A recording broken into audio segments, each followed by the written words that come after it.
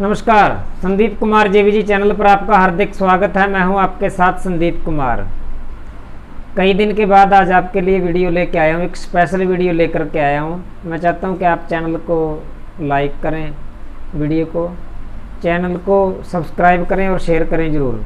अगर आपको वीडियो अच्छे लगे तो कमेंट करके बताएं कि आपको वीडियो कैसी लगी। स्पेशल वीडियो का आपके लिए लेके आया हूँ राणा जी महाराज यानी गोगा जारवीर जी महाराज की जो वंशावली है, जो उनका मतलब परिवार है कि कहाँ से राणा जी महाराज का कैसे कैसे जन्म हुआ, उसके बारे में आपके सामने ये वीडियो लेकर आया हूँ। जो मैं बात बताने लग रहा हूँ ये सिर्फ दंत कथा यानी दंत कथा, जैसे अपनी बोली के अंदर दंत कथा बोल देते हैं, ये सिर्फ दंत कथा के आधार पर मैं बता रहा हूँ। अन्यथा किसी ग्रंथ में आपको ये बात नहीं मिलेगी। दंत कथा मैंने आपको पहले भी बताया था जो मेरे गुरुजी ने बताया, मेरे गुरुजी के गुरुजी ने बताया, यानी चैन बाय चैन जो सिस्टम बना हुआ है, मतलब ऐसे जो बताते चले आ रहे हैं, ये उस तरह की कथा है। अगर आप इसको कहीं ढूंढोगे तो आपको ये कहीं ग्रंथ में कथा नहीं मिलेगी।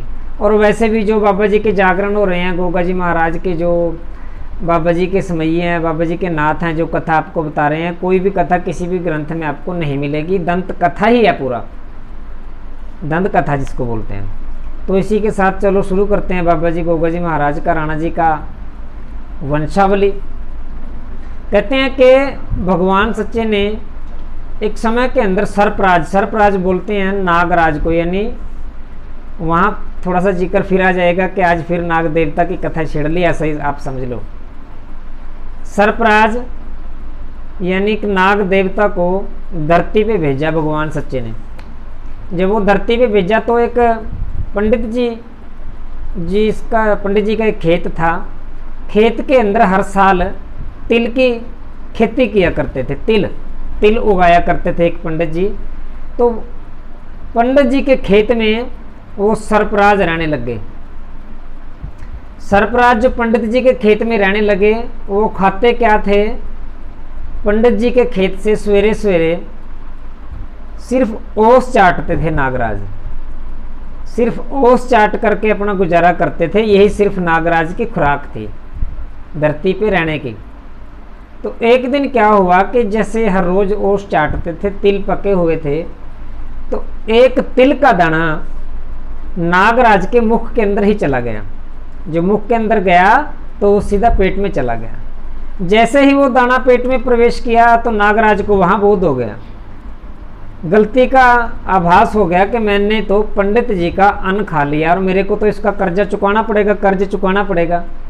भगवान सच्चे के पास फरियाद लगाई, क्योंकि भगवान ने भेजा था धरती पे, हे भगवान सच्चे, हे पैदा करनहार, भी मेरे से पंडित जी का एक दाना खाया गया है तिल का, और उस तिल के दाने का कर्जा मैं वापस चुकाना चाहता हूँ। क्या आप बताओ कि मैं उसके कर्जे को कैसे उतारूंगा, पंडित जी का जो कर्ज मैंने तिल खाया है। भगवान सच्चा लगा कहने कि सरपराज, अगर आपने पंडित जी का कर्जा चुकाना है तो पंडित जी के पास एक गाय है, गऊ, और गऊ है इस टाइम कुछ दिन बाद वो बछड़े को जन्म देगी। तो आप उसकी कोख के अंदर प्रवेश, यानी मैं आपका प्रवेश गऊ की कोख में करा देता हूँ, और आप कुछ दिन के बाद गाय माता की कोख से जन्म लेना, बछड़े रूप के अंदर आपका जन्म होगा, आप बैल बनोगे, और इस तरह से आप पंडित जी का कर्जा उतार सकते हो। कि महाराज जैसी आपकी आज्ञा।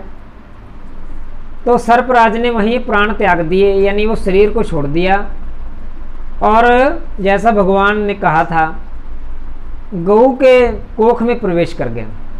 जब गऊ के कोख में प्रवेश किया, अब गऊ ने कुछ समय के बाद बछड़ा दिया, वहाँ से हुए वो गौराज, यानी पहले सरपराज था, नाग का था तो सरपराज, अब गऊ के कोख से जन्म लिया तो अब है गौराज। अब गौराज बछड़े से जब बैल बन गया, उम्र के साथ, समय के साथ जब बैल बना, तो गौराज ने पूरी अपनी शिद्दत के साथ, मेहनत के साथ ये सोचा कि मेरा कर्जा उतर जाए जो मैंने तिल खाया है। और बहुत समय तक पूरी वफादारी के साथ, जब से गौराज ने जन्म लिया पंडित जी के घर उस गाय की कोख से, तभी से उससे पहले पंडित जी के जो खेत में कोई ज़्यादा अनाज नहीं होता था, तिल। जिस दिन से गौराज के अंदर रूप के अंदर जन्म लिया सर्पराज ने, उसी दिन से हर साल इतने ज़्यादा तिल होने लगे कि पंडित जी का बहुत मन खुश होता है।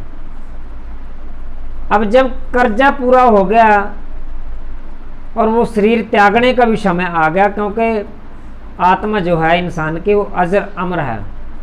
आत्मा ना जन्म लेती है और ना मरती है, मरता है सिर्फ शरीर।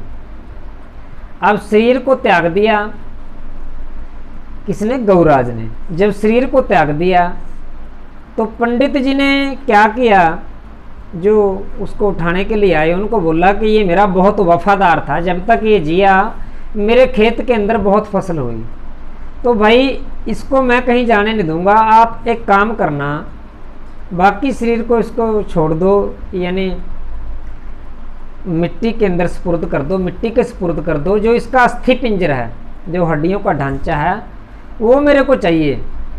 जैसा पंडित जी ने कहा, अस्थि पिंजर लेकर आए, जो लेकर के गए थे इस बैल को, और वापस गौराज का अस्थि पिंजर पंडित जी को दे दिया। पंडित जी ने क्या किया, जो खेत था पंडित जी का जिसमें तिल करता था हर साल, उस खेत के एक कोने के ऊपर जोंडा बना के, जोंडा और जोंडी, जोंडा है जोंडा उसको बोलते हैं, कि जिसके ऊपर बैठ करके अपने खेत में से काग, तोते, पंछी उड़ाए जाते हैं। या आप ऐसी झुग्गी मान लो, समझने वाला तो समझ गया। देखो तो उसके ऊपर मतलब वो अस्थि पिंजर टांग दिया गया। जब अस्थि पिंजर उसके ऊपर टांग दिया गया तो अब फसल पकी है पंडित जी की। कुछ समय के बाद वो तिल दोबारे से पक गए हैं। और अब एक दिन क्या हुआ कि 4 चोर चोरी करने के लिए पंडित जी के खेत में आ गए। जब पंडित जी के खेत में आए, उन्होंने 4 गठरी तिल की बांध ली, और तिल की जब गठरियाँ बांध के सिर के ऊपर उठा करके वो चोर चलने लगे, जाने लगे, तो वहाँ से सर्पराज जो था गौराज के रूप में जिसने जन्म लिया था, और आज जो अस्थि पिंजर बन के एक खेत के कोने पे टंगा था, अस्थि पिंजर से आवाज़ आई कि भाई ले जाओ ले जाओ, मैंने एक दाना खाया था तिल का पंडित जी का, और आज तक इनका कर्ज चुका रहा हूँ, और आप तो गठरियाँ बांध के लेके जा रहे हो, आप सोचो ये कर्ज कैसे चुकाओगे। जब वो चलने लगे, आवाज़ उनको आई है, चारों तरफ देखा कोई नज़र नहीं आया। दोबारा फिर कदम उन्होंने बढ़ाया, चोरों ने, 4 चोर थे, दोबारा से फिर वही आवाज़ आई है। अब इस बार चोरों ने सोचा कि आवाज़ तो कोई आ रही है, रात को दिखाई कोई दे नहीं रहा कि कौन है। आवाज़ लगाई कि भाई आप कौन? तो गौराज ने बताया कि भाई ऐसे ऐसे मैं सर्पराज था, इसके खेत में उस चाटता था, एक तिल का दाना मेरे अंदर चला गया था, जिसका कर्जा मैंने इसकी गाय की कोख से जन्म लेकर के गौराज बन करके, फिर बछड़े से बैल बन करके, पूरी उम्र इसकी वफादारी करके, तब जाके इसका कर्जा अभी तक भी मतलब मैं अस्थि पिंजर बन के यहाँ टंगा हुआ हूँ। जब ये बात चोरों को पता लगी, चोर लगे कहने कि महाराज फिर अब क्या होगा, हम इस पाप से कैसे बच सकते हैं। तो जो अस्थि पिंजर था गौराज का, लगा कहने कि आप ऐसा काम करो, गठरियाँ छोड़ दो यहीं, और जाकर के पंडित जी के पैर पकड़ लो, माफ़ी मांग लो। पंडित जी अगर अपने मुख से ये बोलेंगे कि हमने आपको माफ़ कर दिया, आपने कोई चोरी नहीं की, जाओ, तो आपकी भूल माफ़ हो जाएगी, क्षमा कर दिए जाओगे आप। तो चारों चोर वो गठरियाँ वहीं खेत में रख के और वहाँ से चले गए। सुबह होने का इंतजार लगे करने। जैसे ही सुबह हुई, पंडित जी के घर गए, पंडित जी को जाकर के आवाज़ लगाई। पंडित जी ने गेट दरवाज़ा खोला घर का, और उसी टाइम पंडित जी के पैरों में गिर गए, महाराज हमारे से गलती हो गई, हमने आपकी चोरी करी है, और हमें माफ़ कर दो, जो आपकी चोरी करी थी उसको कहीं हम लेके नहीं गए, आपके खेत में वापस हमने वहीं रख दिए।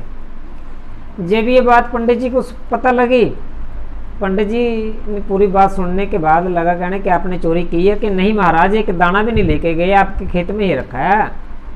पंडित जी लगे कहने कि आपको किसने बताया ये बात, आप फिर अनाज छोड़ के क्यों गए मेरे तिल? कि महाराज ऐसे ऐसे एक अस्थि पिंजर आपके कोने में एक जोंडे के ऊपर रखा है, आपने रखा हुआ है। उस अस्थि पिंजर ने हमें ऐसा करने के लिए बोला, उसने ये कहा कि मैंने एक दाना तिल का अपने मेरे पेट में चला गया, तो उसका कर्जा मैं आज तक चुका रहा हूँ। जब पंडित जी को ये बात पता लगी, चोरों को कहने लगा कि आप तो जाओ घर, आपकी भूल माफ़ कर दी गई है, आपको क्षमा कर दिया गया, आपने चोरी नहीं की तो आपको दंड भी नहीं भुगतना है। उसी टाइम पंडित जी खेत में चले गए हैं, मन के अंदर सोच रहा, बे हो मेरे से तो बहुत बड़ी गलती होगी। ये तो कोई महापुरुष था जिसने गऊ के रूप में, गऊ के कोख से इसने जन्म लिया, बछड़े के रूप में, गौराज के रूप में। ये तो कोई महापुरुष था, मेरे से गलती होगी, मैंने इसको जोंडे पे यहाँ टांग रखा है।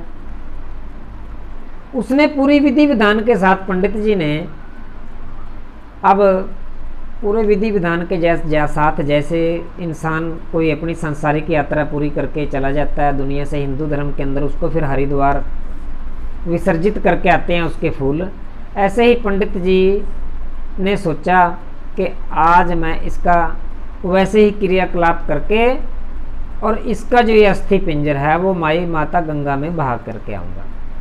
पूरी विधि विधान के साथ पंडित जी उस अस्थि पिंजर को लेकर के हरिद्वार पहुंच गए।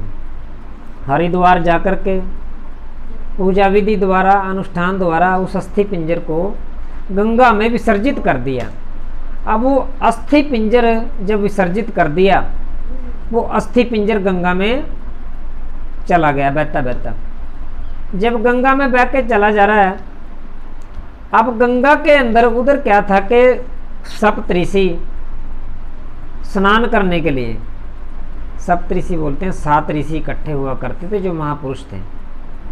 सप्तऋषि स्नान करने के लिए माता गंगा में उतरे हैं, तो उनमें के पाँव में, पैर में वो अस्थि पिंजर आकर के अटक गया। जब पैर में अस्थि पिंजर आकर के अटका तो उन्होंने वो अस्थि पिंजर देखा, बाहर निकाला और ध्यान लगाकर देखा, लगे कहने भी हो भी ये तो महापुरुष है, सर्पराज था ये, क्योंकि सप्तऋषि की भगवान के साथ जैसे कहते हैं ना कि तार से तार मिली होती है, उनको पता लग जाता है। जैसे भगत राणा जी महाराज के, गोगा जी महाराज के भगत हैं, उनके पास कोई जाता है वो पूछा दे देते हैं, उनकी तार से तार मिली होती है राणा जी के साथ, उनको पता लग जाता है कि क्या बात है, कैसे कहानी है, कैसे काम होगा। ऐसे ही सप्तऋषि ने जब देखा, वो सप्तऋषियों ने उस पिंजर को बाहर निकाल लिया। बाहर निकाल करके वहाँ यज्ञ का अनुष्ठान किया गया, यज्ञ हवन किया गया। उस अस्थि पिंजर को जब पूजा करी गई है, अनुष्ठान किया गया उसके नाम का, तो वहाँ से एक देखा, सप्तऋषियों ने देखा कि ऐसा कौन सा राज्य है कि जिसका इस टाइम राजकुमार नहीं है कोई। तो वहाँ से फिर सप्तऋषियों ने, कहते हैं कि शांतनु, शांतनु का नाम आते ही आपको पता लग गया होगा कि भीष्म पितामह के जो पिताजी थे शांतनु। शांतनु का मतलब जन्म कराया गया था सप्तऋषि द्वारा।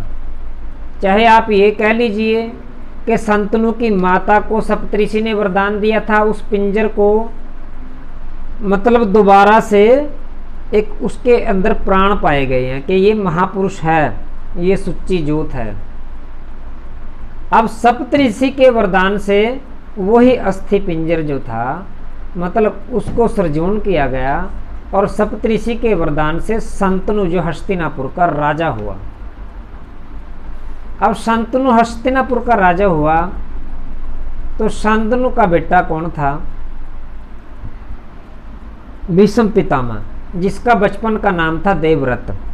भीष्म पितामह था जो, अब भीष्म पितामह ने जब जन्म लिया, समय के साथ समय का चक्कर जब चला, तो एक रोज शांतनु जो था वो शिकार खेलने के लिए जंगल में गया हुआ था।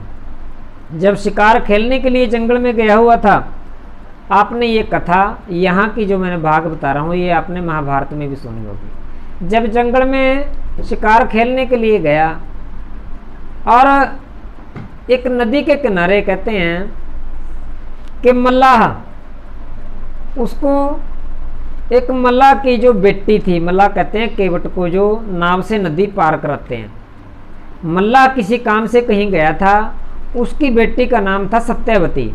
सत्यवती उस टाइम पे जो नाव चलाने का कार्य कर रही थी, नदी के किनारे जो नाव चलाने का कार्य कर रही थी, जिस टाइम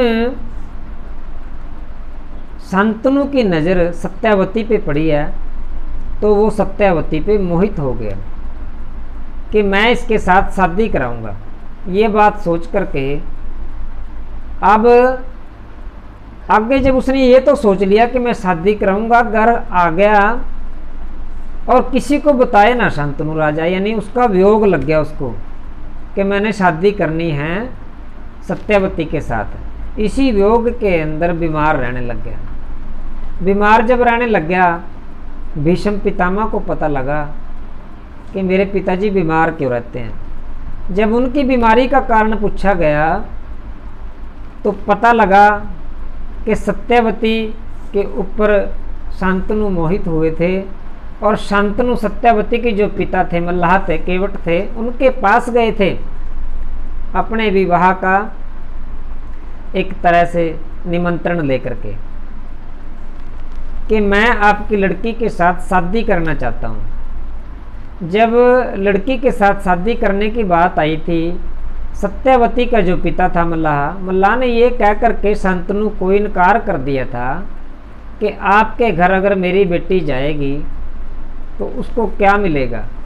जो भी राजपाट है, दरबार है, ये तो सारा का सारा भीष्म पितामह यानी देवव्रत को मिलेगा। उस टाइम पे उसका नाम देवव्रत था।